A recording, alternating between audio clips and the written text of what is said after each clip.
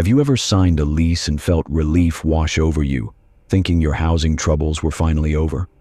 I did too, until the day I found the second set of keys hidden in my apartment, keys that didn't fit any door I could see. The apartment wasn't much. One bedroom, a galley kitchen barely wide enough to turn around in, and a bathroom with tiles that had probably been white in 1987. The living room window overlooked a parking lot, and the carpet had a faint smell I couldn't place. Something between old coffee and dust. But it was mine, or at least it would be for the next year.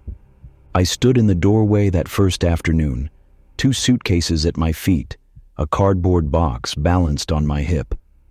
The August heat pressed through the open door behind me. I could hear traffic from the highway a few blocks away, a steady hum that felt oddly comforting. "Welcome home," I said to the empty room. It didn't answer. I'd moved to Milford for work, a marketing job at a mid-size firm that paid just enough to cover rent and groceries if I didn't eat out too often. The city wasn't big, but it wasn't small either. Just the right size to disappear into if you needed to. And I needed to. My last apartment had been a disaster. Mold in the bathroom. A neighbor who played bass at 2 a.m. A landlord who never answered his phone. When my lease ended, I didn't renew. I packed everything I owned into my car and drove 6 hours north without looking back. The Milford apartment had been listed online. Cozy, 1-bedroom and quiet building, utilities included, no pets, first and last month required. I'd called the number in the ad, and a woman answered. Her voice was soft, almost shy. "Hello." "Hi, I'm calling about the apartment on Garfield Street." "Oh yes, are you looking to move soon?" "As soon as possible, actually." There was a pause. I heard papers rustling. "I can show it to you tomorrow if you'd like. Around noon?" "That works." "Great. My name's Linda. I'll meet you there." The next day, I pulled up to the address. The building was older, 3 stories, red brick with white trim around the windows. It looked sturdy, quiet. The kind of place where people minded their own business.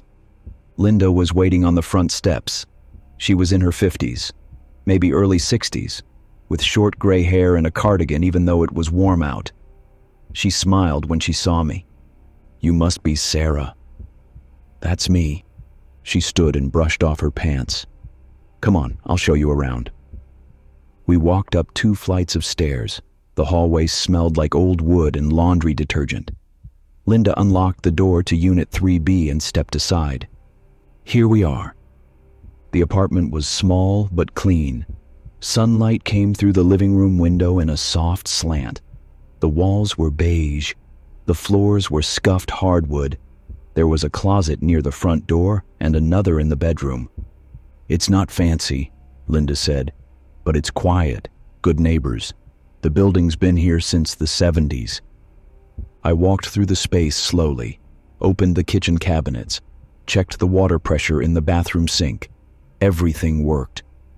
"I like it," I said. Linda smiled. "Good. The lease is standard, 1 year. If you want to renew after that, we can talk." "Sounds fair." We went back downstairs to her car, where she had the paperwork. I signed on the hood, using my hand as a desk. Linda gave me 2 keys on a plain metal ring. "Front door and apartment," she said. "If anything breaks, call me. I live 2 blocks over, so I'm close." "Thank you." She waved as she drove off. I moved in that weekend. The first few days were quiet. I unpacked slowly, 1 box at a time, hung a few pictures, set up my laptop on a folding table I'd brought from my last place, bought a cheap futon online and assembled it in the living room. At night, I could hear footsteps from the apartment above me. Soft, even steps. Someone walking from one room to another. It didn't bother me. It was just the sound of people living. On the 4th night, I was making dinner when I noticed something odd. The silverware drawer didn't close all the way. I pulled it open and looked inside. Everything seemed normal. Forks, knives, spoons. But when I pushed it shut again, it stuck. I crouched down and looked underneath. There was something wedged in the back corner. I reached in and pulled it out. A set of keys. Not mine. These were older. The metal was tarnished, the edges worn smooth. There were 3 of them on a small loop of twine. None of them matched the keys Linda had given me. I stood there, holding them in my palm. They were heavy, real. I looked around the kitchen. The apartment was still. The window was open a crack, and I could hear a dog barking somewhere outside. I set the keys on the counter and finished cooking. Later that night, I tried them in the front door. They didn't fit. I tried the apartment door. Nothing. I checked the closets, the bedroom door, even the cabinet under the sink. None of the locks matched. I sat on the futon, staring at the keys in my hand. If they didn't fit anything in my apartment, where did they come from? And why were they hidden? I thought about calling Linda, but what would I even say? I found some old keys. So what? Maybe the previous tenant had left them. Maybe they'd been stuck in that drawer for years and no one had noticed. That made sense. I set the keys on the kitchen counter and went to bed, but I didn't sleep well. Around 2 a.m., I woke to the sound of footsteps again. Not from upstairs this time. From the hallway, slow, deliberate, moving past my door. Then they stopped. I held my breath listening. After a long moment, I heard them again. Softer now. Moving away. I got up and looked through the peephole. The hallway was empty. Sometimes the scariest thing isn't what you see. It's what you almost see. Just at the edge of your vision, in the space between certainty and doubt. Have you ever felt watched in your own home? Drop a comment and let me know. You're not alone. The next morning, I convinced myself I'd imagined the footsteps. Old buildings made noise. Pipes groaned. Floors settled. Someone could have been coming home late, walking past my door on the way to their apartment. Nothing strange about that. I made coffee and sat by the window, watching the parking lot fill with morning light. A woman in a blue jacket walked her dog. A man in a suit carried a briefcase to his car. Normal people doing normal things. I felt better. At work, I kept busy. Emails, phone calls, a meeting about a client's social media strategy. My boss, a woman named Diane, stopped by my desk around lunch. "How's the new place?" "Good," I said, quiet. "That's the dream." She smiled.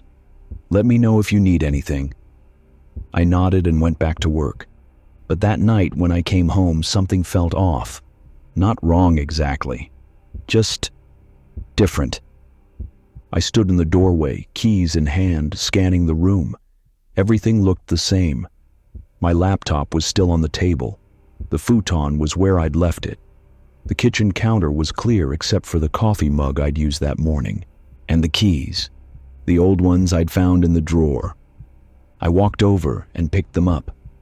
They were cold, heavier than I remembered. I turned them over in my palm, looking for any markings, any clue to what they opened. Nothing.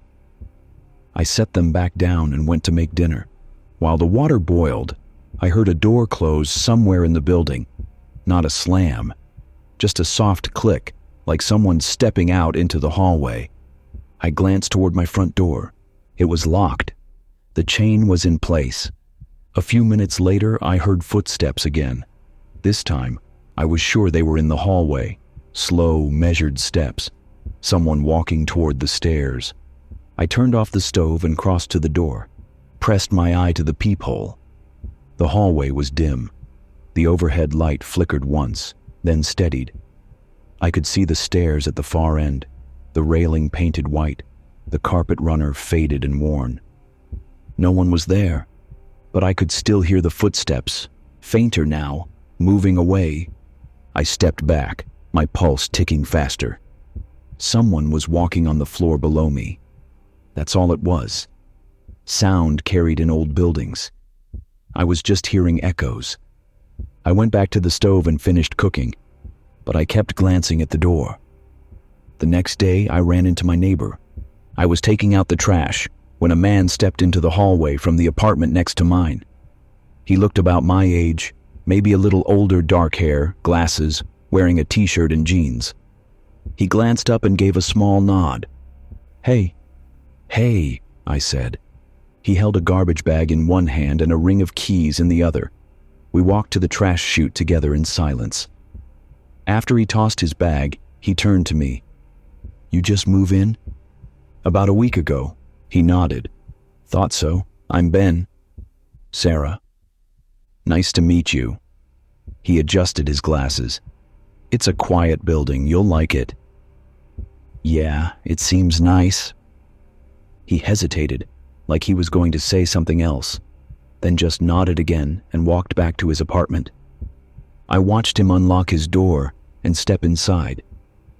For a moment, I thought about asking him if he'd heard anything strange at night.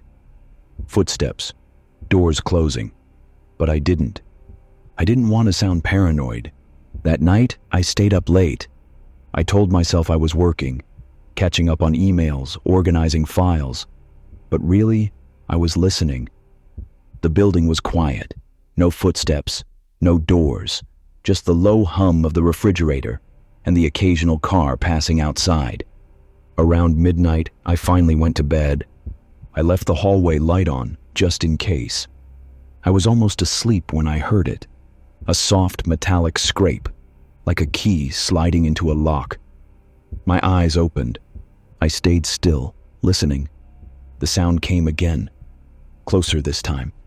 It was coming from my front door. I sat up slowly, my breath caught in my throat. The apartment was dark except for the thin line of light coming from under the door. I could see the doorknob. It wasn't moving, but I could hear something on the other side. A faint rustling, like someone shifting their weight, testing the lock. I reached for my phone on the nightstand. My hand was shaking. The sound stopped. I waited. Silence. After a long minute, I got out of bed and crossed to the door, pressed my ear against it. Nothing. I looked through the peephole. The hallway was empty. But there, on the floor just outside my door, was something small and dark. I unlocked the door slowly, opened it a crack. The chain was still in place. I looked down. A single key, not mine, not the ones I'd found in the drawer. This one was newer, brass with a smooth edge. It looked like it had been cut recently. I stared at it for a long time. Then I closed the door, locked it, and put the chain back in place. I didn't pick up the key. I didn't want to know what it opened. The next morning, the key was gone. I checked the hallway as soon as I woke up. Opened the door and looked at the spot where it had been. Nothing. Just the worn carpet and a faint scuff mark near the wall. I stood there, staring at the empty floor. Someone had taken it, or I'd imagined the whole thing. I wanted to believe that, but I couldn't. That afternoon, I knocked on Ben's door. He answered after a few seconds, holding a sandwich in one hand. "Hey," he said. "Hey, sorry to bother you. Can I ask you something?" "Sure." I hesitated. "Have you noticed anything weird in the building? At night, I mean." He frowned. "Like what?" "I don't know. Footsteps, doors opening." He took a bite of his sandwich, chewing slowly. "Sometimes I hear people coming home late, but nothing weird." "Right." I nodded. "Okay, thanks." I started to turn away, but he stopped me. "Why? Did something happen?" I looked at him. His expression was open, genuinely curious. "I'm not sure," I said. "Maybe I'm just not used to the place yet." He nodded. "It takes a while. Old buildings have their own sounds. You'll get used to it." "Yeah, you're probably right." He smiled. "If you hear anything really strange, though, let me know. I'm right next door." "Thanks." I went back to my apartment and closed the door. But I didn't feel better, because Ben was wrong. I wasn't getting used to the sounds. They were getting louder. You know that moment when you realize someone has been in your home? Not a break-in, not a robbery. Just small things moved, just enough to let you know they were there.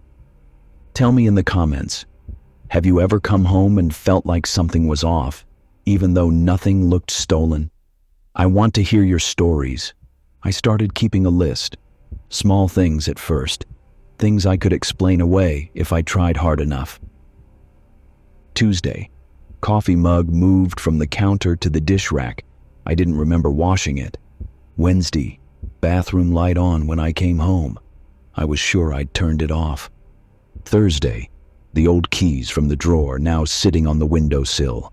I'd left them on the counter. Friday. A faint smell in the hallway outside my door. Something sweet and chemical, like cleaning solution. I wrote it all down in a notebook, the kind with the black and white marbled cover. I kept it in my nightstand drawer, tucked under a stack of magazines. At work, I tried to focus. Diane gave me a new project, rebranding for a local coffee shop. I spent hours choosing fonts and color palettes, anything to keep my mind busy. But at night, the apartment felt different, like it was waiting for something. On Saturday morning, I ran into Linda. She was checking the mailboxes in the lobby when I came downstairs. She looked up and smiled. "Sarah, how are you settling in?" "Good," I said automatically. Then I paused. "Actually, can I ask you something?" "Of course." "Who lived in my apartment before me?" Linda's smile dimmed slightly. She closed the mailbox and turned to face me. "A young man. College student, I think. He only stayed about 6 months." "Did he say why he left?" She hesitated. "He said he got a job in another city. Why do you ask?" I chose my words carefully. I found some old keys in one of the drawers. I wasn't sure if they were his or if they'd been there longer. "Oh," Linda waved her hand. "People leave things behind all the time. You can throw them out if you want." "Do you know what they open?" She looked at me for a long moment. Something flickered across her face, too quick to read. "No idea," she said. "Probably nothing important." She checked her watch. "I should get going. Call me if you need anything, okay?" "Okay." I watched her walk out to the parking lot and get into her car. She was lying. I didn't know how I knew, but I did. That night, I heard the footsteps again. I was sitting on the futon, watching a movie on my laptop when they started. Slow and deliberate, moving down the hallway outside my door. I paused the movie. The footsteps stopped. I got up and crossed to the door, put my eye to the peephole. The hallway was empty, but the overhead light was off. I could barely see anything beyond a few feet. I waited. After a minute, I heard a door open. Not mine, somewhere close. Then I heard voices, low, muffled, 2 people talking. I pressed my ear against the door, straining to hear. "Shouldn't be here." "Just checking. Knows something." The voices faded. I stepped back, my heart pounding. Someone was in the building. Someone who wasn't supposed to be there. I grabbed my phone and opened the texting app. My finger hovered over Linda's number. But what would I say? I heard voices in the hallway. She'd think I was paranoid, overreacting. I put the phone down and went back to the futon. But I didn't finish the movie. I just sat there, listening. On Sunday, I decided to explore the building. I told myself I was just getting familiar with the place, learning where the laundry room was, where the storage lockers were kept. But really, I was looking for answers. I started on the first floor. There were 4 apartments, 2 on each side of the hallway. All the doors were closed. I could hear a television playing behind one of them, the low murmur of a game show. At the end of the hall, there was a door marked maintenance. I tried the handle. Locked. I pulled out the old keys I'd found and tried each one. The 3rd key slid in smoothly. The lock turned. I stood there for a moment, my hand on the doorknob. Then I opened it. Inside was a narrow staircase leading down. The walls were concrete, painted a dull gray. A single bulb hung from the ceiling, casting weak yellow light. The air smelled damp, musty. I stepped inside and closed the door behind me. The stairs creaked under my weight. I counted 12 steps before I reached the bottom. The basement was bigger than I expected. It stretched the length of the building, divided into sections by metal shelving units and stacks of cardboard boxes. There were old bicycles leaning against the wall, a rusted lawnmower, a pile of paint cans, and at the far end, another door. This one was newer. The wood looked clean, unstained. There was a deadbolt above the handle. I walked toward it slowly. My footsteps echoed in the empty space. When I reached the door, I stopped. There was a small window at eye level, covered with a piece of fabric from the inside. I tried the handle. Locked. I pulled out the old keys again and tried them one by one. None of them fit. I stepped back, staring at the door. What was behind it? And why was it locked from the outside? I heard something. A soft rustling sound like fabric moving. It was coming from behind the door. I froze. "Hello?" I said quietly. No answer. I leaned closer, pressing my ear against the wood. Silence. Then faintly, I heard breathing. Slow. Steady. Someone was in there. My pulse hammered in my ears. I stepped back, my hands shaking. "Who's there?" I said, louder this time. The breathing stopped. I waited. Nothing. I turned and walked back toward the stairs, moving quickly now. My footsteps echoed too loud in the empty space. I didn't look back. When I reached the maintenance door, I pushed through and locked it behind me. I stood in the hallway, breathing hard. Ben's door opened. He stepped out, holding a laundry basket. "Hey," he said, "you okay?" I nodded, trying to steady my voice. "Yeah, just checking out the basement." He glanced at the maintenance door. "You went down there?" "Yeah. Is that not allowed?" He shrugged. "I don't know. I've never been down there. Linda keeps it locked." "Right." He shifted the basket in his arms. "Did you find anything interesting?" I looked at him. His expression was casual, but there was something in his eyes, a sharpness I hadn't noticed before. "No," I said. "Just storage." He nodded slowly. "Good to know." He walked past me toward the stairs. I watched him go. Then I went back to my apartment and locked the door. I sat on the futon, staring at the old keys on the coffee table. Someone was in that basement room, and someone else knew about it. That night, I couldn't sleep. I lay in bed, staring at the ceiling, replaying everything in my mind. The footsteps, the voices, the locked door, the breathing. Around 2 a.m., I heard it again. The soft, metallic scrape of a key in a lock. I sat up. This time, it wasn't coming from my door. It was coming from inside the wall. I got out of bed and pressed my hand against the plaster. It was cold. The scraping stopped. Then I heard footsteps. Not in the hallway. Inside the wall. Moving slowly. Getting closer. There's a special kind of fear that comes from realizing your walls aren't solid. That the space you thought was yours has always belonged to someone else. Drop a comment if you're still awake. What time is it where you are? Are you listening in the dark? I didn't move. The footsteps continued inside the wall, soft and deliberate. They moved from left to right, following the line of the bedroom wall toward the closet. Then they stopped. I held my breath, listening. Silence. I pressed my ear against the wall. The plaster was cold against my skin. I could feel the texture of the paint, slightly rough, like it had been applied in a hurry. Nothing. I stepped back and looked at the wall. It seemed solid, normal. Just paint and plaster and whatever framework held the building together. But I'd heard something. I crossed to the closet and opened the door. My clothes hung in a neat row. Shoes lined the floor.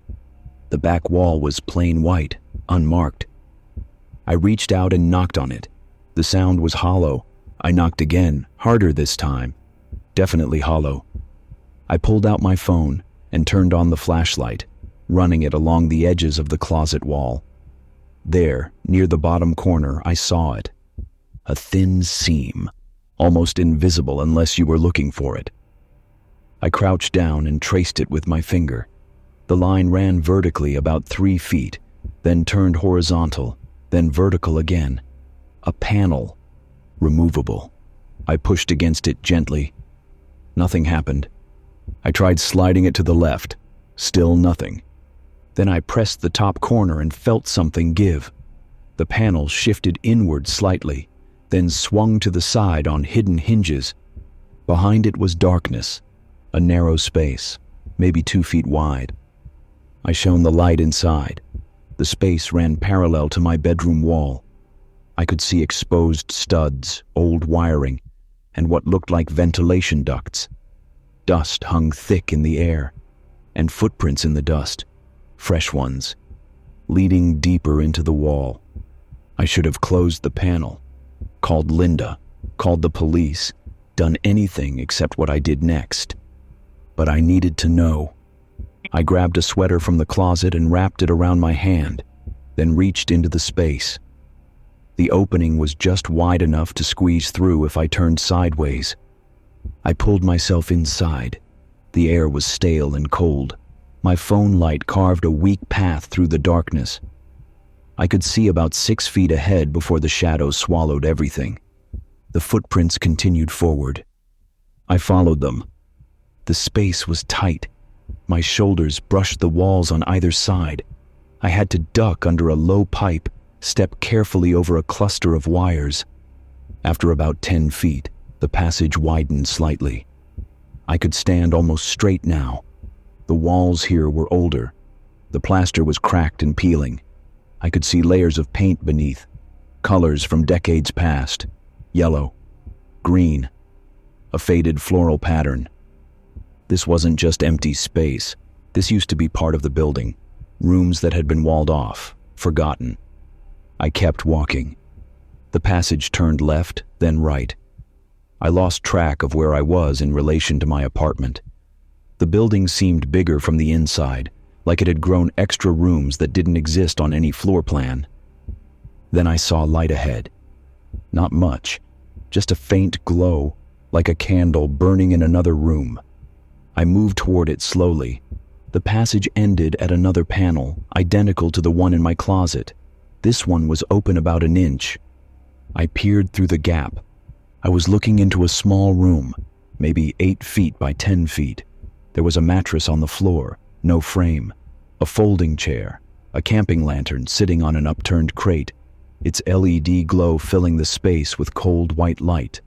And on the wall, photographs, dozens of them, pinned up with thumbtacks, overlapping each other in a chaotic collage. I pushed the panel open wider and stepped inside. The photographs were all of the building, the hallways, the front entrance, the parking lot, and people. Tenants coming and going, carrying groceries, walking dogs, unlocking doors. I saw myself, getting out of my car the day I moved in, carrying a box up the front steps, standing at my mailbox. There were at least 10 photos of me. My stomach turned.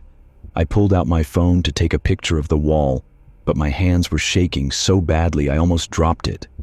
That's when I heard the door, not the panel behind me, a real door on the other side of the room. It opened slowly.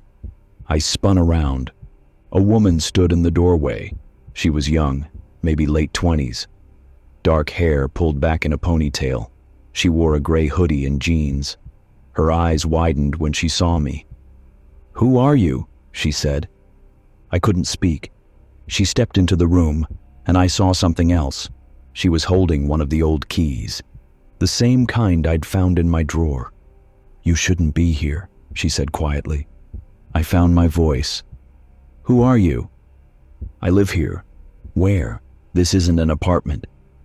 She glanced at the photographs on the wall, then back at me. "I know." We stared at each other. "What is this place?" I asked. "It's mine," she said. Linda lets me stay here. Linda knows about this. The woman didn't answer. She just looked at me with tired eyes. You need to leave, she said. Not until you tell me what's going on. She sighed. It's complicated. Try me. She crossed her arms. I don't have anywhere else to go. Linda made an arrangement. I keep quiet, stay out of sight, and she lets me live here between the walls. It works. Between the walls, I repeated. You've been walking around inside the building. She nodded. Those footsteps I heard, that was you. Probably. And the keys. There are passages all through the building, she said. Old service corridors, maintenance access. Most tenants don't know about them. Linda keeps it that way. I felt dizzy. How long have you been here? 3 years. 3 years? She looked at the floor. I couldn't afford rent anywhere else. Linda knew someone who knew me. She offered to help. This was the deal. This is insane. Maybe. The woman's voice was flat. But it's better than the street. I looked at the photographs again. All those images of people who had no idea they were being watched. Does Linda know you're taking pictures? The woman hesitated. No. Why are you doing it? I don't know. Her voice cracked slightly. I guess I just wanted to feel like I was part of something, even if I'm not really here. I backed toward the panel. I need to go. Wait, she said. I stopped. Please don't tell Linda you saw me, she said quietly. If she kicks me out, I don't have anywhere to go. I looked at her. Her face was pale, shadows under her eyes. She looked scared, but so was I. I won't say anything, I said, but you need to stop coming near my apartment. No more footsteps, no more watching. She nodded. Okay. I climbed back through the panel and into the passage. Behind me, I heard the woman close the door. I didn't sleep that night. I sat on the futon with all the lights on, staring at the closet door. My mind kept circling back to the same questions. How many people knew about the woman in the walls? Was Ben one of them? What about the locked room in the basement? Was there someone else down there too? At dawn, I made coffee and sat by the window. The parking lot slowly filled with morning light. Normal people doing normal things, but I wasn't normal anymore. I knew what was hiding behind the walls, and I couldn't unknow it. On Monday, I called in sick to work. I needed time to think. I sat at my kitchen table with the notebook, writing down everything I remembered. The passages, the photographs, the woman's face. Linda's name kept coming up. She was the center of all of this. She knew about the woman. She'd lied about the keys. She kept the basement locked. What else was she hiding? I grabbed my phone and pulled up the original rental listing. There was a photo of Linda at the bottom, smiling in front of the building. Below it in small text, Linda Marsh, property manager. Not owner, manager. I opened a new browser tab and searched for the building's address along with owner and property records. The results loaded slowly, and there it was. The building was owned by a company called Harrow Holdings LLC. I clicked through to their website. It was bare bones, just a contact form and a generic description. Residential property management and investment. No names, no photos. I searched for Harrow Holdings. Nothing useful. Just a few business filings and a P.O. box address in another county. Whoever owned the building didn't want to be found. That afternoon, I went back to the basement. I told myself I just needed to see the locked door again, to make sure I hadn't imagined it. The maintenance door was unlocked this time. I slipped inside and descended the stairs. The basement was quiet. Dim light filtered through a high window near the ceiling. I walked to the far end where the locked door stood. I pressed my ear against it. Silence. Then, faintly, I heard it again. Breathing. Slow and steady. Someone was still in there. I knocked softly. Hello? The breathing stopped. I waited. A voice came from the other side. Quiet. Female. "Who is that?" My heart jumped. "My name is Sarah. I live upstairs. Are you okay?" A long pause. "I don't know," the voice said. "Have you ever asked someone if they're okay, and their answer made you wish you'd never knocked? Some questions open doors you can never close again. Tell me in the comments, would you have walked away, or would you have stayed to find out more?" I pressed my hand flat against the door. "How long have you been in there?" I asked. The voice on the other side was quiet for a moment. "I don't know. A while. Days, weeks. I can't tell anymore." My chest tightened. "Who put you in there?" Silence. "Hello," I said. "I can't talk about it," the voice said. "She'll hear." "Who's she?" "Linda." I stepped back from the door. Linda. The woman who'd smiled at me in the lobby, who'd handed me keys and told me to call if I needed anything. "Did Linda lock you in there?" I asked. "Please," the voice said. "You have to go. If she knows you're talking to me, it'll be worse." "Worse how?" No answer. I knocked again. "Hello?" Nothing. I stood there for a long time, listening to the silence. Then I turned and walked back to the stairs. I didn't go straight back to my apartment. Instead, I went to Ben's door and knocked. He opened it after a few seconds, wearing headphones around his neck. Music leaked out faintly. "Hey," he said. "What's up? Can I come in for a second?" He looked surprised, but stepped aside. "Sure." His apartment was almost identical to mine. Same layout, same worn floors. But his walls were covered with movie posters and bookshelves crammed with paperbacks. "Nice place," I said. "Thanks." He closed the door. "What's going on?" I turned to face him. "How much do you know about Linda?" His expression shifted. Something careful moved behind his eyes. "She's the property manager," he said. "Why?" "How long have you lived here?" "About 2 years." "Have you ever noticed anything strange?" He crossed his arms. "Strange like what?" I chose my words carefully.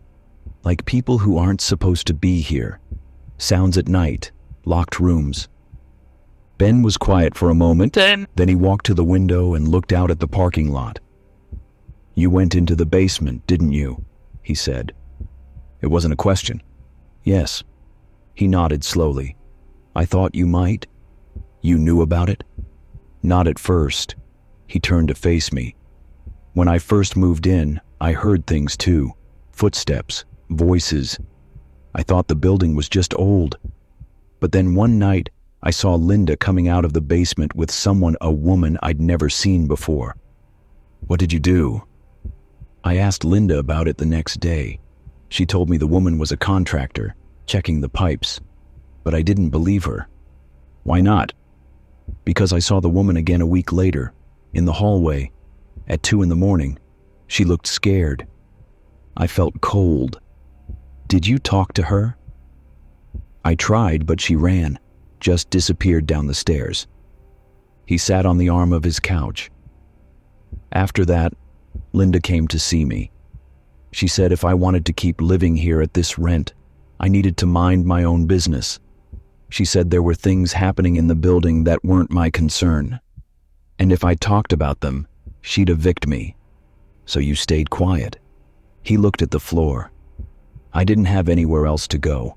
The rent here is half what it should be. I couldn't afford to leave." "There's someone locked in the basement," I said. "Right now, I heard her." Ben's face went pale. "Are you sure?" "Yes." "Did she say who she was?" "No, but she said Linda put her there." He stood and paced to the window. "This is bad. We need to call the police." "And tell them what?" He turned to face me. "That we heard a voice behind a locked door? They'll ask for proof. And if Linda finds out we called them, we're both gone, or worse." "Worse?" He didn't answer. I pulled out my phone. "I'm calling them anyway." Ben crossed the room quickly and put his hand on my arm. Wait, just wait. Let me think. I looked at him. Someone is locked in the basement, Ben. We can't just ignore that.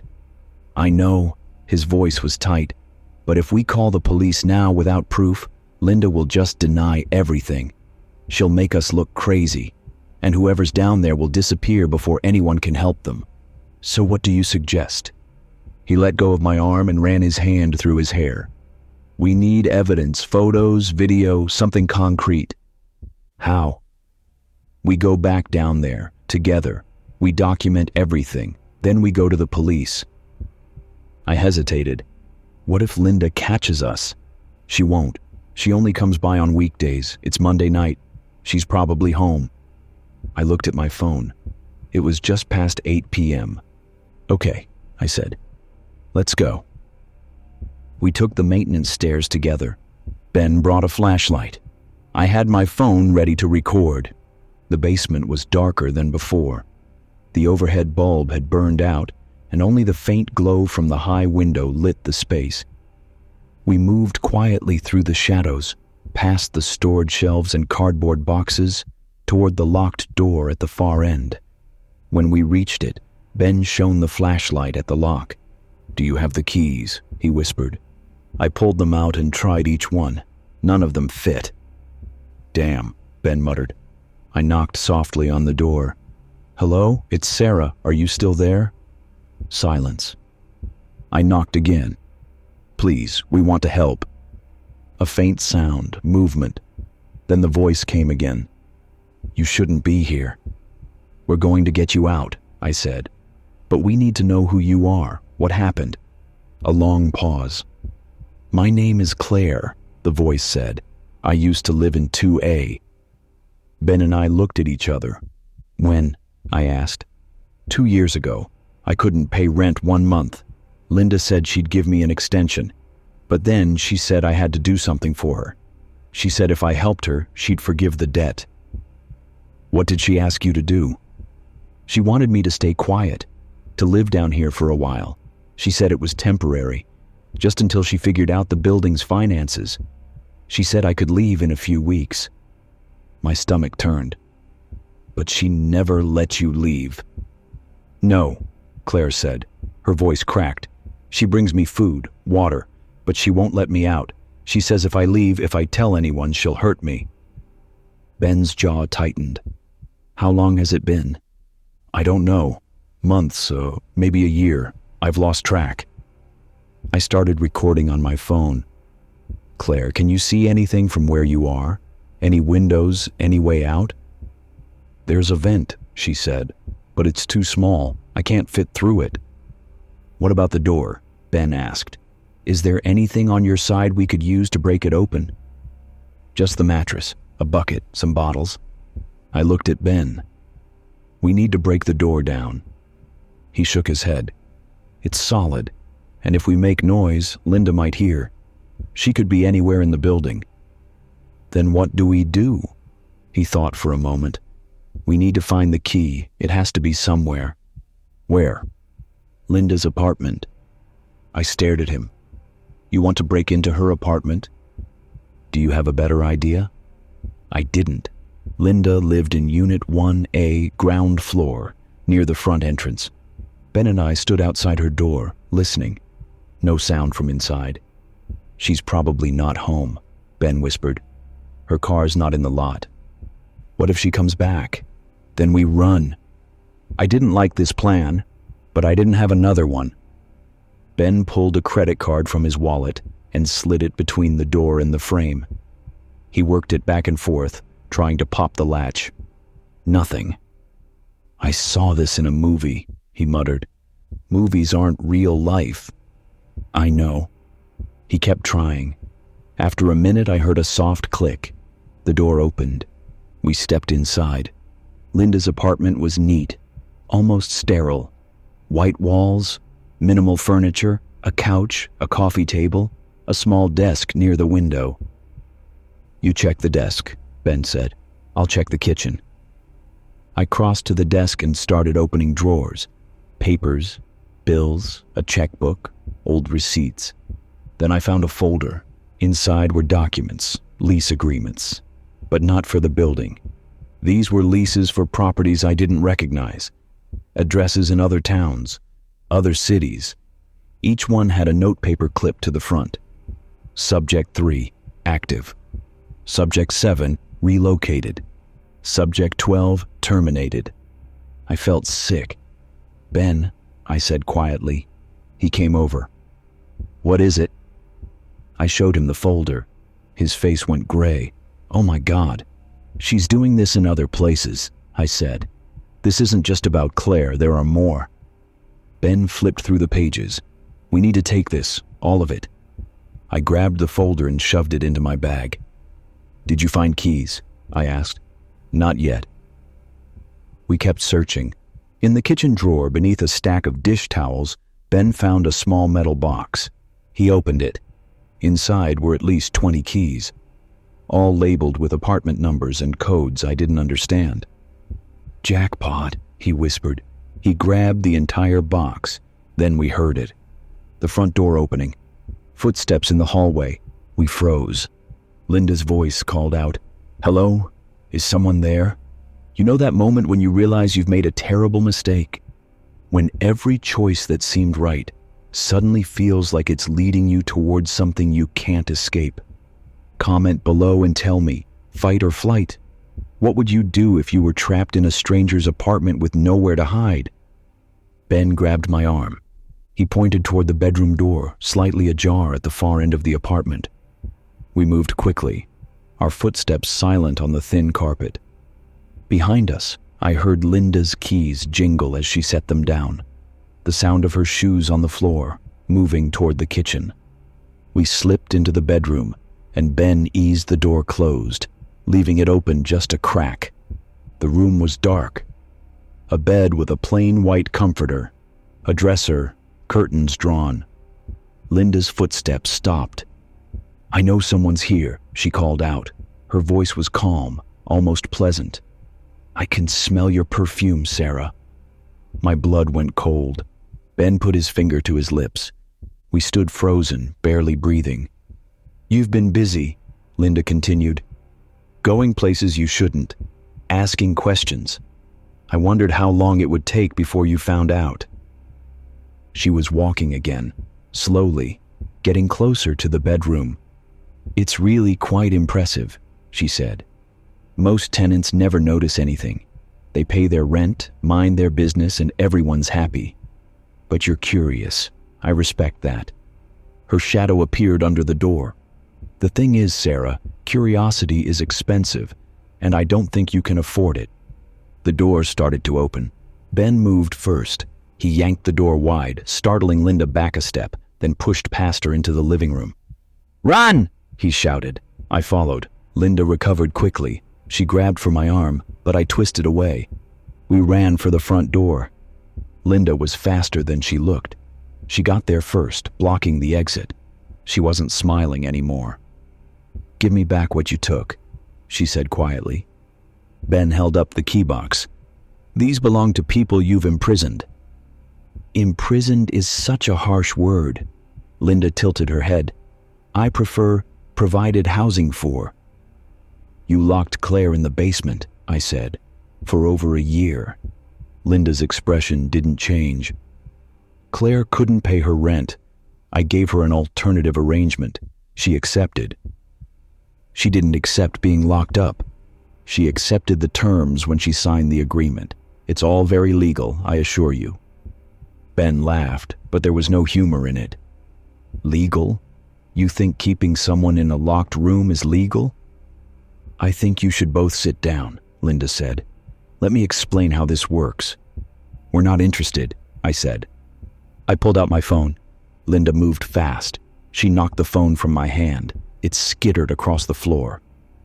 "Sit," she said again, firmer this time. Ben and I didn't move.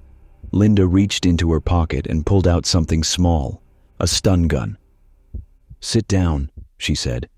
"Now." We sat on the couch. Linda stood by the door, the stun gun held loosely in her hand. "This doesn't have to be difficult," she said. You just need to understand the situation." "We understand it fine," Ben said. "You're a psychopath." Linda smiled. "I'm a businesswoman. There's a difference." She walked to the desk and leaned against it. "Do you know how expensive it is to maintain a building like this? The permits, the repairs, the taxes, it's endless. And rent control means I can't charge what it's actually worth." "So you started trapping people," I said. "I started offering solutions," Linda corrected. "There are a lot of people out there who can't afford housing, who've been evicted, who have nowhere to go. I give them a place to stay. All I ask is that they help me with certain tasks." "Like living in the walls," I said. "Like the woman I met." "Tessa. Yes. She's been very helpful. She keeps an eye on things, makes sure tenants aren't causing problems." "And Claire?" Linda's smile faded. "Claire was different. She became difficult, started making demands, threatening to go to the authorities. I couldn't have that. So you locked her in the basement, temporarily, until I could figure out what to do with her." Ben leaned forward. "You're insane." "I'm practical," Linda said. "And you're both about to learn what happens to people who aren't." She pulled out her phone and made a call. "It's me," she said when someone answered. "I need you to come to 1A now." She hung up. "Who was that?" I asked. "Someone who helps me with situations like this." My heart was pounding. I looked at Ben. His face was pale, but his eyes were sharp, calculating. The key box was still in his hand. Linda noticed. "You can put that down now." "No," Ben said. "Excuse me?" I said no. He stood up. "We're leaving, and we're taking these keys, and the folder, and we're going to the police." Linda raised the stun gun. "Sit down, Ben." He didn't move. "Ben," I said quietly, "don't." "She's bluffing," he said. "I'm really not," Linda replied. She took a step forward. Ben threw the key box at her. It hit her shoulder, keys scattering across the floor. Linda stumbled back, and Ben lunged for the door. I grabbed my bag and ran after him. We burst into the hallway. Behind us, Linda shouted, "You can't leave. You're still under lease." We didn't stop. We ran for the front entrance. As we reached the lobby, the front door opened. A man stepped inside. He was tall, broad-shouldered, wearing a dark jacket. He looked at us, then at Linda appearing in the hallway behind us. "Stop them," Linda said. The man moved to block the door. Ben didn't slow down.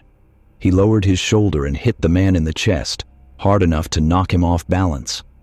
We pushed through and ran outside. The cold night air hit my face. We didn't look back. We ran across the parking lot to Ben's car. He fumbled with his keys, finally got the door open. We jumped inside. He started the engine and peeled out onto the street. We drove for 10 minutes before either of us spoke. "Where are we going?" I asked. "Police station," Ben said. His hands were shaking on the wheel. I looked back through the rear window. No one was following us.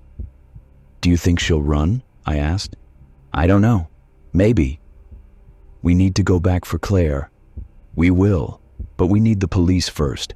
If we go back now, Linda will just deny everything, or worse."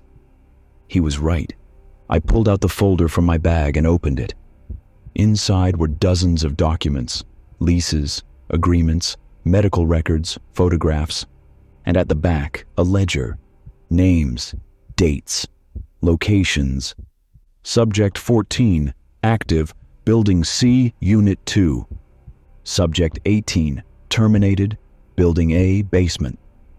Subject 22, relocated, Building D, storage. There were over 30 entries. "Ben," I said quietly. "What?" "She's done this more than 30 times. In different buildings. Different cities." His face went gray. "How is that possible?"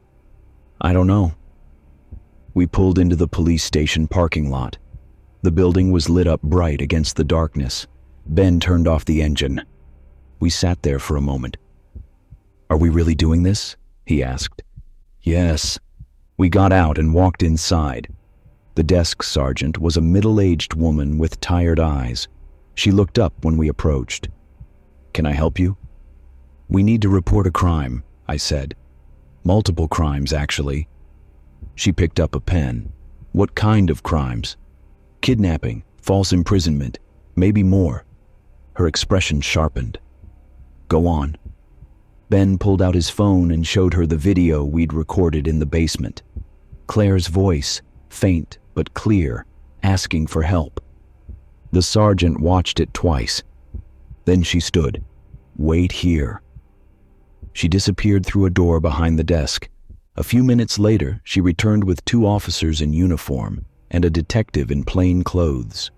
The detective was a woman in her 40s, short dark hair, sharp eyes. "I'm Detective Ramos," she said. "Tell me everything." We spent 2 hours at the station. We showed them the folder, the ledger, the keys, the video.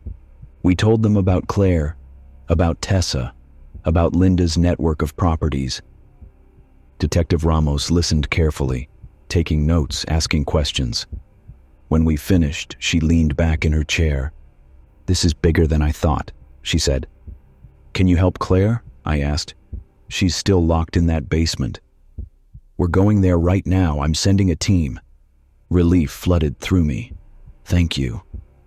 "You two need to stay here for now. We'll need formal statements. And I don't want you going back to that building until we've secured it." "What about Linda?" Ben asked. "We'll bring her in. Don't worry." Ramos stood and gestured to one of the officers.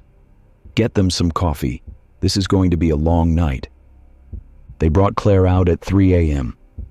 We watched from the station as the ambulance pulled up outside the building. Paramedics went in and came out 20 minutes later with a stretcher. Claire was thin, pale, wrapped in blankets, but she was alive. Detective Ramos came back inside and found us in the break room. "She's going to be okay," Ramos said. "Physically, at least. We're taking her to the hospital for observation." "And Linda?" I asked. Ramos's expression darkened. "She wasn't there. Neither was the man you described. We've issued a warrant, but they're gone." My stomach dropped. "They ran." "We'll find them. We've got the folder, the ledger, everything you brought us. We're working with other jurisdictions now. This case is about to get a lot bigger." She put a hand on my shoulder. "You did the right thing, both of you." Ben nodded, but he didn't look relieved. Neither did I. Linda was still out there, and she knew who we were. They say when you shine a light into the darkness, you never know what else might be watching you from the shadows. Some truths come with a price you don't realize you're paying until it's too late. Last chance to comment. Are you still with me? Tell me what you think happens next. Detective Ramos let us leave the station around 5 a.m. The sky was just starting to lighten, that pale gray that comes before dawn. Ben drove us to a diner across town, one of those 24-hour places with cracked vinyl booths and coffee that tasted like it had been sitting since yesterday. We didn't talk much. We just sat there staring at our cups, trying to process everything. "Do you think she'll come after us?" I asked finally. Ben looked up. His eyes were bloodshot. "I don't know. Maybe. The police said they'd keep patrol cars near the building. That doesn't mean we're safe." He was right. Linda had disappeared. So had the man who'd tried to stop us. And somewhere out there, she had records of tenants in other buildings, people who were still trapped. "What do we do now?" I asked. "We stay away from the building. We cooperate with the investigation, and we hope they catch her." It didn't feel like enough. The police let us back into the building 2 days later to collect our belongings. They'd searched every apartment, every storage space, every hidden passage. They'd found Tessa in the walls, brought her out gently. She hadn't said much, just cried and asked if she was in trouble. She wasn't. She was another victim. Detective Ramos met us in the lobby. She looked tired but focused. "We've cleared the building," she said. "You're free to get your things, but I'd recommend finding somewhere else to stay. The property's going to be tied up in the investigation for a while." "Have you found Linda?" Ben asked. Ramos shook her head. "Not yet, but we're coordinating with police in 4 other cities. We've identified at least 8 properties connected to Harrow Holdings. Teams are searching them now." "How many people?" I asked quietly. "We don't know yet, but based on the ledger you found, we're estimating at least a dozen, maybe more." My chest tightened. 12 people. 12 lives trapped in walls and basements and forgotten spaces. "We'll keep you updated," Ramos said. "In the meantime, we've arranged temporary housing for displaced tenants. You'll both receive information about victim services and counseling." She handed us each a business card. "Call me if you remember anything else, or if you see anything suspicious." We nodded. Then we went upstairs. My apartment felt different. The same furniture, the same walls. But the air felt heavier, like the building itself was holding its breath. I packed quickly. Clothes, laptop, a few books. Everything fit into 2 suitcases and a duffel bag. I was almost done when I heard a knock at the door. I froze. "Sarah, it's Ben." I exhaled and opened the door. He was holding a cardboard box. "I found something in my apartment. I think you should see it." He set the box on my coffee table and opened it. Inside were dozens of photographs, not the ones from Tessa's room. These were older, faded. Some were black and white. "I found them in a false panel behind my bathroom mirror," Ben said. "I think they've been there for years." I picked up one of the photos. It showed the building, but younger. The paint looked fresh. The trees in the parking lot were smaller, and standing in front of the building was a woman. She had dark hair, glasses, and a serious expression. She looked like Linda, but the photo was dated 1987. "That can't be her," I said. "She'd be, what, 70? Ben picked up another photo. "Look at this one." It showed the same woman, standing with an older man in a suit. Behind them was a sign. "Harrow Properties, Grand Opening." "Harrow," I said, "like Harrow Holdings." "I think Linda isn't working for the company," Ben said. "I think she is the company, or was, or inherited it. I don't know." He pulled out another photo. This one showed the basement, but it looked different, cleaner. There were filing cabinets, a desk, a corkboard covered with papers. And on the corkboard, I could just make out words written on one of the papers. "Subject Retention Program." My skin went cold. "This has been going on for decades," I said quietly. Ben nodded. "I think so." I set the photo down. "We need to give these to Detective Ramos." "I already called her.